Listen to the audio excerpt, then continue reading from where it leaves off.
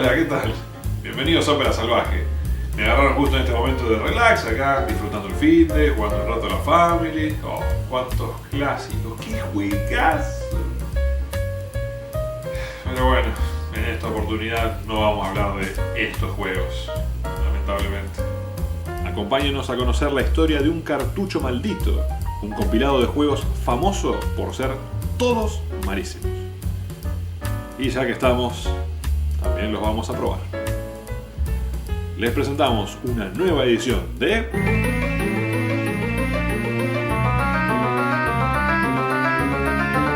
Esto no es joda, ¿viste? Los videojuegos son hogar de algunas de las historias más extrañas. Muchas de ellas son leyendas que se han ido desmintiendo con el tiempo. Pero de vez en cuando aparecen algunas tan curiosas que nadie creería que son reales. Pero lo son. Esta es una de ellas, y hoy, en Ópera Salvaje, la vamos a conocer. En esta oportunidad, les presentamos la historia de un desastre absoluto, una tomada de pelo disfrazada de videojuego.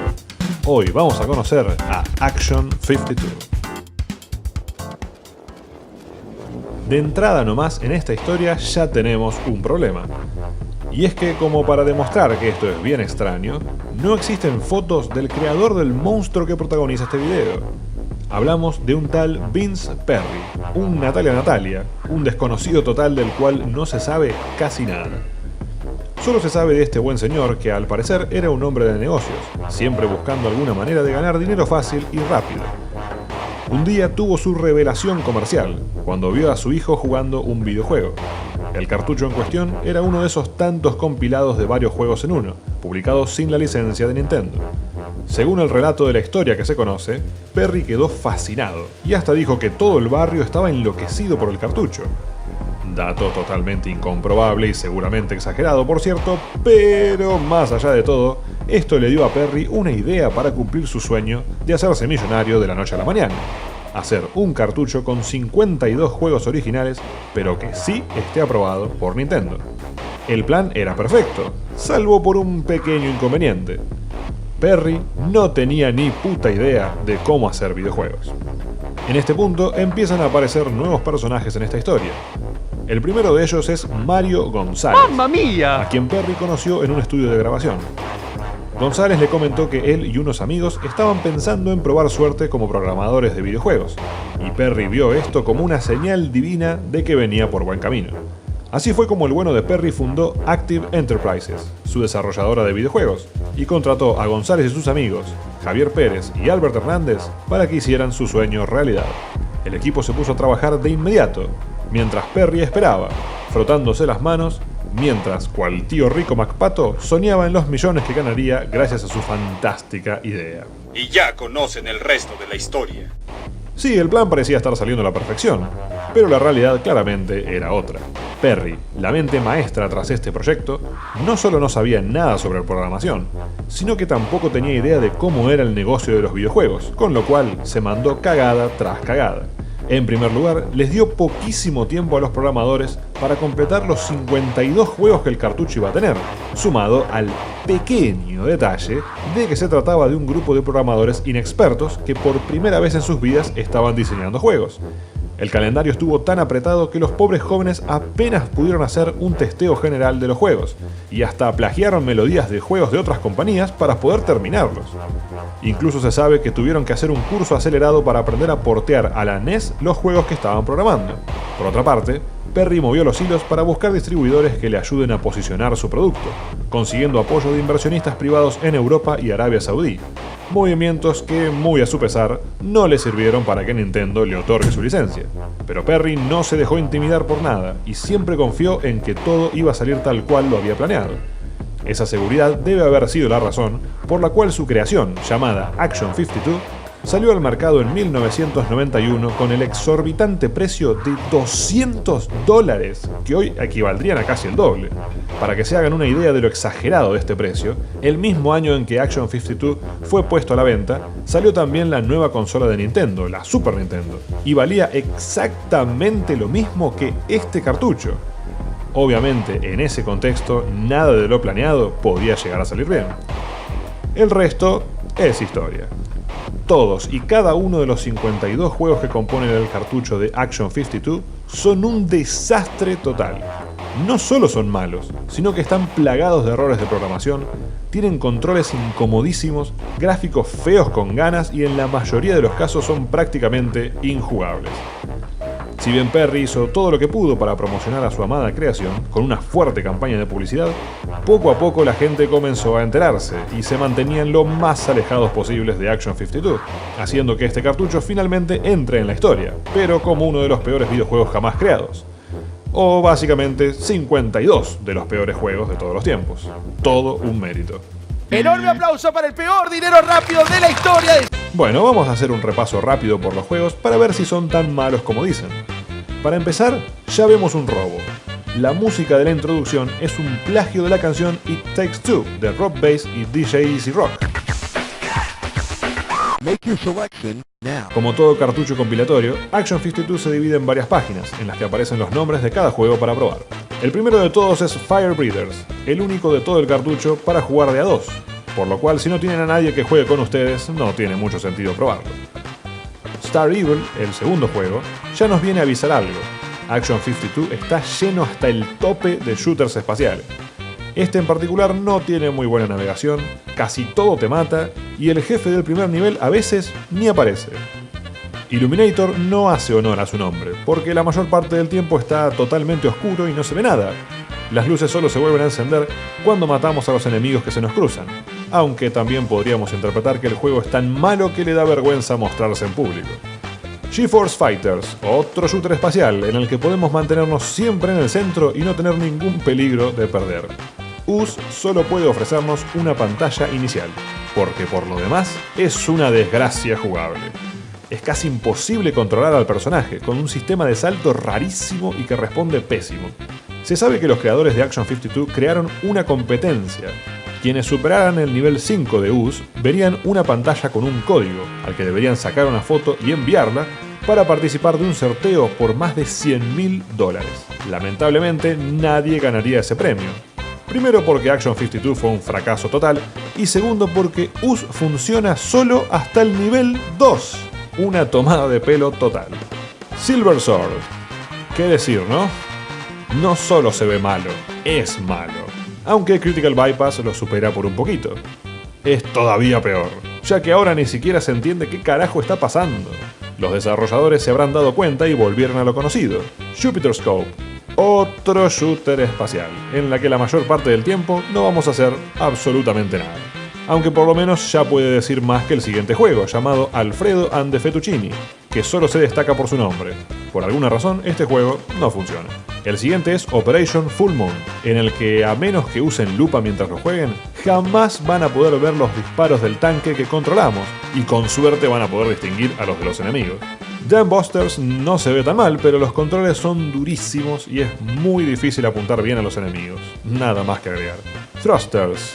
Más shooters espaciales, ni me voy a gastar en comentarlo. Siguiente. Haunted Halls, otro que amaga con ser bueno, pero si lo fuera claramente no estaría en Action 52. Malos controles, enemigos difíciles de eliminar, más de lo mismo que los anteriores. Chill Out no cambia las cosas, en un juego en el que los proyectiles no nos hacen nada, pero caernos nos mata. Esa lógica sí que se puede ver, ¿eh? El siguiente es Sharks, o sea tiburones, aunque rara vez vamos a ver alguno. Más aburrido que chupar un clavo, aunque preferiría eso antes que seguir jugando a esto. A ver si Megalonia cambia un poco la... ¡Ay, otro más! Que se vaya a cagar. Aunque sea French Baker, puede decir que es un poco original. Un chef que sufre un poltergeist en la cocina y todo quiere verlo muerto. Lamentablemente, eso es lo único bueno que se puede decir de él. Atmosquake, ya me puedo imaginar. Y sí, ¿qué podía esperarse? Buena suerte luchando contra los bidets espaciales, porque yo no lo voy a hacer. Llegamos a la segunda página del cartucho y hasta ahora no hay uno que zafe. Sigamos adelante con Myong, un juego de memoria. Nos movemos por los cuadrados y tratamos de avanzar sin que exploten, porque deberemos empezar otra vez. Solo eso. El que sigue es... ¿En serio? ¿En serio? Un chupete. Y bueno, ese también sabía volar. Streamers es presentado por Ibai y Auronplay. Perdón Perdón por ese chiste malísimo. Se nota que llevo mucho rato jugando esta mierda. En este caso somos un payaso que tiene que subir a plataformas, y la mayoría de los objetos que encontramos no hacen nada. Nada de nada. Veamos qué tal es Spreadfire. No, mejor no lo veamos. Bubblegum Rosie ni siquiera se gasta en ocultar lo mal hecho que está.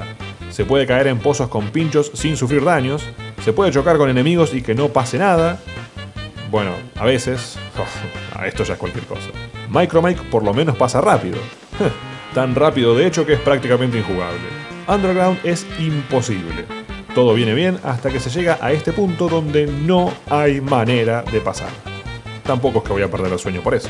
Rocket Jockey es por supuesto otro shooter espacial y es malísimo, para no perder la costumbre. Ya desde su nombre, Non-Human demuestra que es sincero, porque cuesta creer que estos juegos estén diseñados por seres humanos. Por cierto, también es horrible. De Crybaby solo puedo decir que representa muy bien lo que se siente al jugar estos juegos.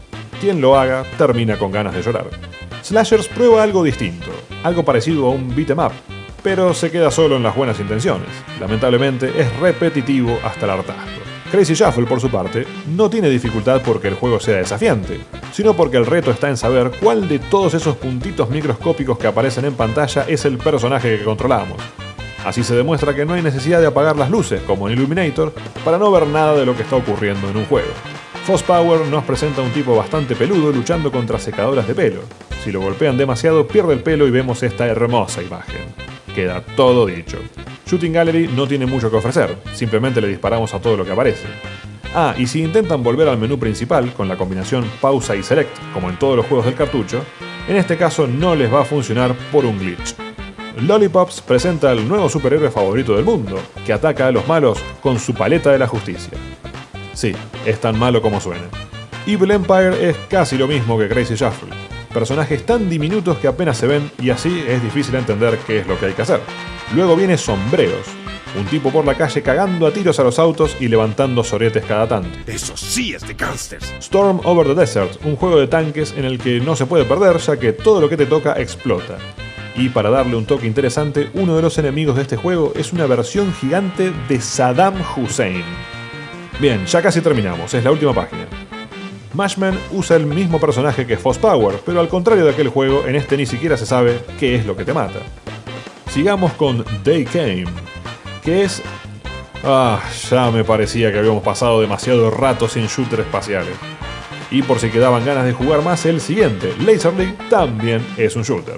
Billy Bob ilusiona al principio, porque recuerda juegos como Prince of Persia, pero las comparaciones terminan ahí, gracias a esa incomprensible condición de todos los juegos de Action 52, por la cual no se puede saltar de lugares muy altos sin morir. Billy Bob no se puede completar. La ilusión duró poquito. Capaz que City of Doom lo compense un poco. No lo compensa. Bits and Pieces presenta miles de monstruos con los que luchar, pero ningún botón hace que nuestro personaje ataque. Solo nos queda saltar hasta perder. Qué divertido, ¿no? Bips and Blips es solo un rejunte de formas que se atacan entre sí. ¿Para qué explicar lo que ya se puede ver? No es más que eso. Manchester es un juego de plataformas en un mundo supuestamente musical. Ya a esta altura no hay esperanzas, ni mucho menos paciencia, pero ya estamos cerca del final. Boss es otro de esos juegos imposibles del cartucho, ya que llega un punto en el que no se pueden esquivar las bombas que caen, así que no hay mucho más para contar. Dead Ant es un juego de hormigas, aunque en ese caso cualquiera preferiría mirar por horas un caminito de hormigas real en vez de jugar a este bodrio en el que solo podemos movernos de un lado a otro y disparar, nada más. Hambo's Adventure, por si no queda claro al verlo, es una porquería que ni vale la pena comentar, porque casi ni se puede jugar. Así que pasemos al siguiente, Time Warp Tickers.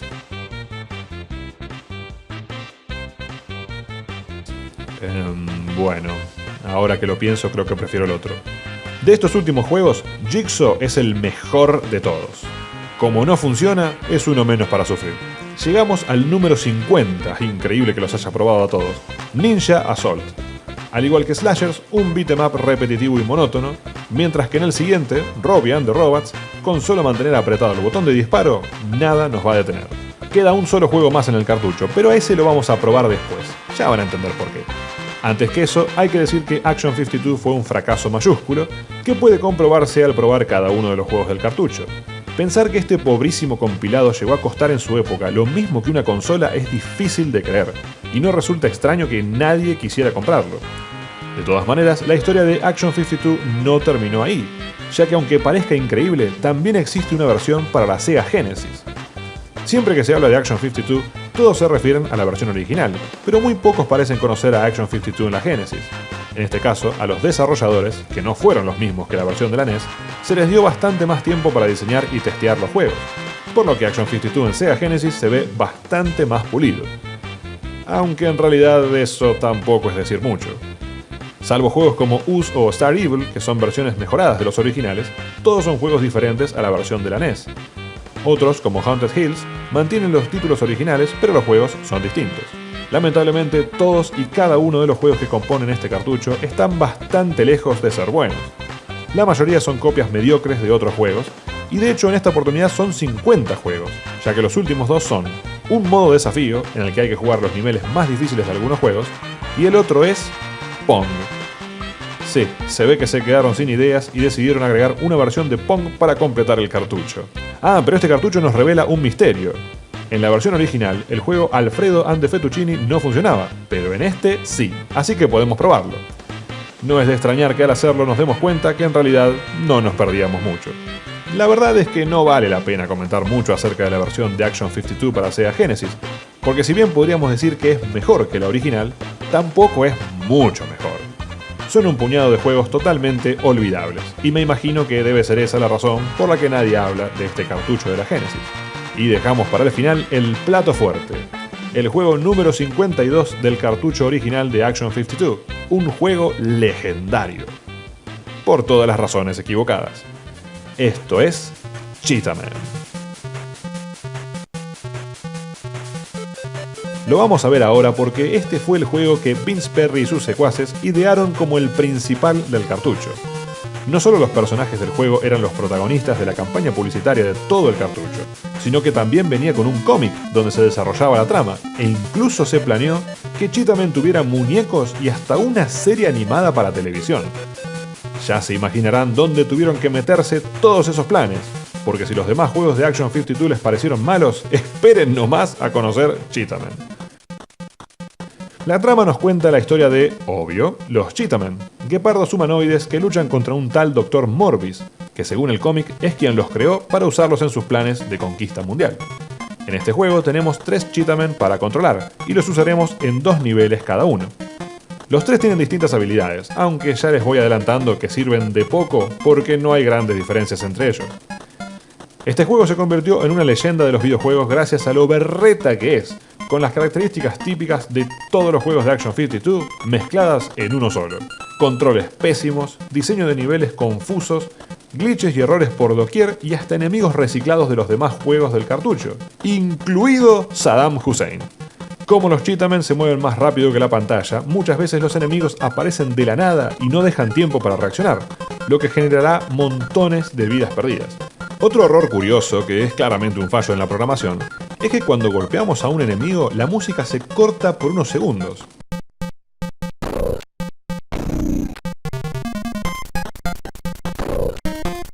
Al igual que muchos juegos del cartucho, Cheetah-Man es prácticamente imposible.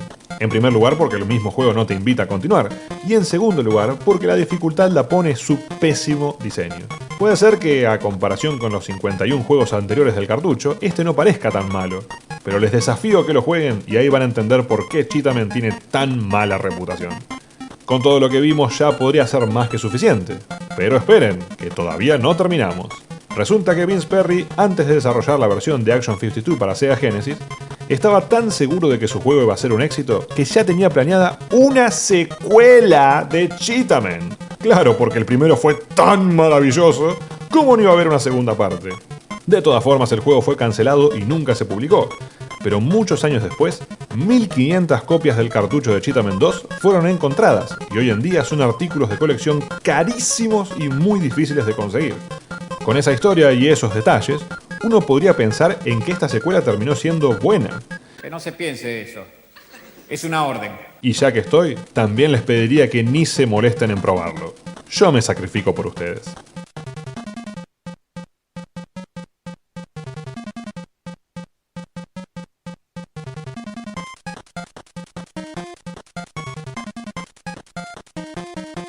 Como podrán ver, Cheetah-Man 2 es incluso peor que su predecesor, aunque se le puede perdonar un poco ya que en este caso hablamos de un juego sin terminar. Aún así, los niveles que sí pueden jugarse están tan mal hechos que es hasta más injugable que todos los juegos de Action 52.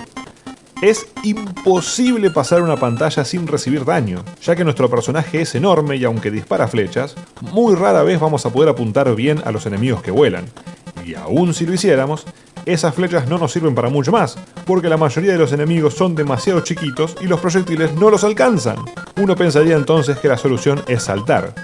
Sí y no. Si hay bloques cerca y pueden subirse, ahí no hay problema. Pero en algunos casos podemos estar subidos en una plataforma y aún así algunos enemigos pueden atravesarla y hacernos daño igual. Me bastaron poco menos de 15 minutos jugando a esta porquería para darme cuenta que ni hablando una hora en detalle podría hacerle justicia. Cheetah-Man 2 es tan, pero tan malo que no hay forma de describirlo. Las imágenes hablan por sí mismas. Bueno, ahora sí, listo, ¿no? No, aunque ustedes no lo crean, hay otro juego más de Cheetah-Man. Sí, en la versión de Action 52 para Sega Genesis hay otro juego más de estos personajes, aunque este no tiene nada que ver con los dos anteriores. En este caso, los Cheetah-Man deben rescatar a guepardos bebés que están encerrados en jaulas pequeñas vigiladas por monstruos. Si uno de estos monstruos nos toca, perdemos una vida, por lo cual no se puede cometer ni el más mínimo error. Algo que es bastante difícil de conseguir, ya que para no perder la costumbre de todos los juegos que vimos hoy, muchos enemigos aparecen de la nada siendo imposible esquivarlos. Los controles también son malos. Trepar por las lianas es mucho más difícil de lo que parece, y para golpear a los monstruos hay que calcular muy bien, porque hacerlo antes de tiempo nos deja vulnerables. Cheetah-Man para la Genesis no es tan malo como los anteriores de la trilogía, pero sigue siendo un juego más que mediocre, al igual que todos los del cartucho. Por supuesto que con todo lo que hemos visto, el final de esta historia queda más que claro. Ambas versiones de Action 52 pasaron sin pena ni gloria. Active Enterprises se fundió y Vince Perry literalmente desapareció del mapa, aunque algunas informaciones apuntan a que falleció hace algunos años. Hoy, como suele pasar con este tipo de productos, Action 52 es un artículo de culto, que ha generado que incluso se hagan remakes de algunos de sus juegos y nuevas versiones de los malogrados juegos de Cheetah-Man.